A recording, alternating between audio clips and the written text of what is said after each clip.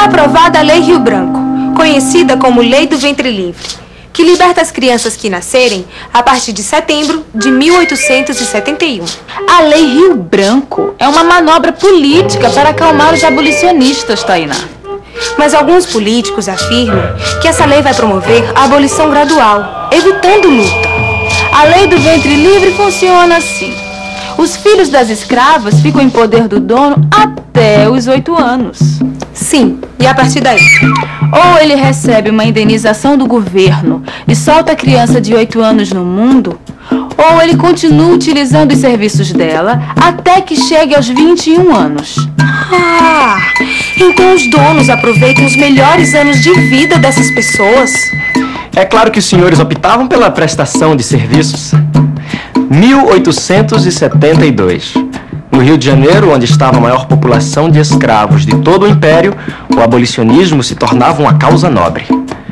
Os debates sobre a Lei do Ventre Livre e a participação de escravos na Guerra do Paraguai estimulavam a simpatia ao movimento.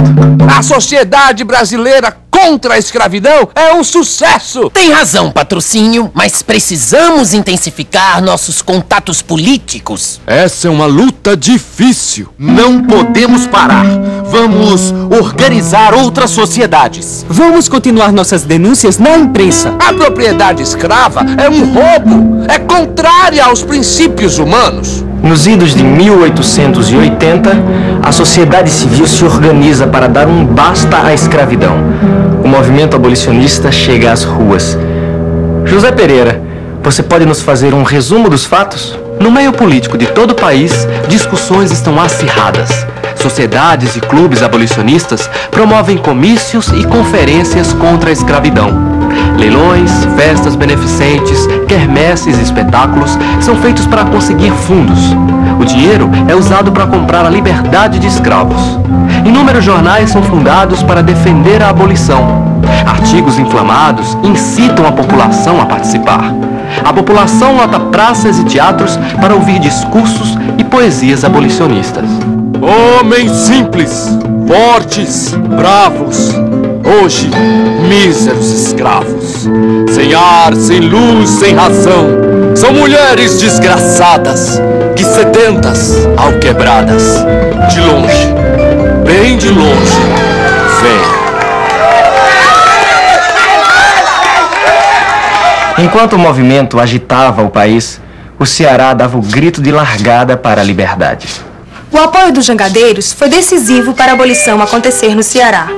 Francisco José do Nascimento, o Lobo do Mar, e José Napoleão, um líder dos jangadeiros cearenses, ficaram à frente de uma greve de trabalhadores do porto. O plano foi da Sociedade Abolicionista Perseverança e Porvir.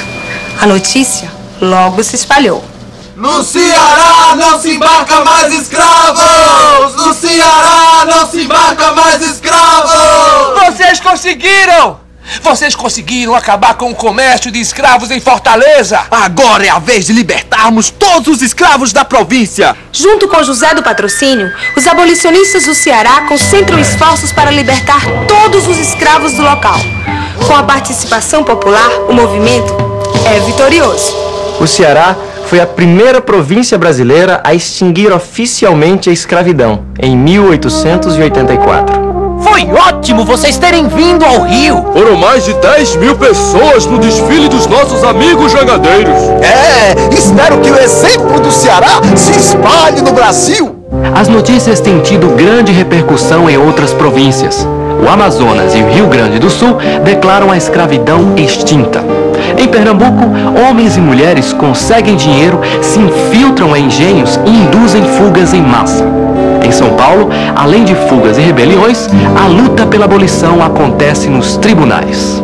Viu só, meu amigo Antônio Bento? Mais escravos libertos por causa de uma brecha na lei. Mais uma vitória de Luiz Gama e dos republicanos radicais. Eu nunca imaginei que existia essa lei. Existe, e desde 1831. Na verdade, qualquer escravo que entrasse no Brasil após novembro de 1831 deveria ser libertado. 40 anos depois, com base na mesma lei, advogados como Luiz Gama e Joaquim Macedo Soares chegaram a conseguir a liberdade para 1.000 cativos. O enterro do advogado Luiz Gama tornou-se uma grande manifestação abolicionista no centro de São Paulo. Agora, a principal referência do movimento na província é o fazendeiro Antônio Bento. A situação está piorando. Precisamos de uma lei que acalme a desordem abolicionista. Depois de um violento debate na Câmara dos Deputados, foi aprovada a Lei Saraiva-Cotegipe, conhecida como Lei dos Sexagenários. O escravo que completar 60 anos será libertado pelo dono. O Estado vai pagar indenização por cada alforria. Outra lei a serviço do senhor de escravos. Se um cativo conseguir chegar aos 60 anos, ele ainda terá que trabalhar mais 3 anos de graça para o seu ex-dono. Quem analisou artigo por artigo foi o advogado Rui Barbosa.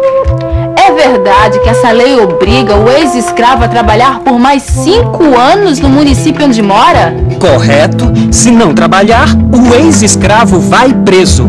Essa lei é uma forma do senhor jogar o escravo velho e doente na rua e ainda ter lucro com isso. Em São Paulo, uma confraria secreta e conspiratória tramava a fuga de escravos. Eram os Caifazes. Aqui a gente escreve este jornal e mantém um alojamento para negros desabrigados. Eu tô louco pra saber como é o trabalho dos Caifazes. Nós somos muitos.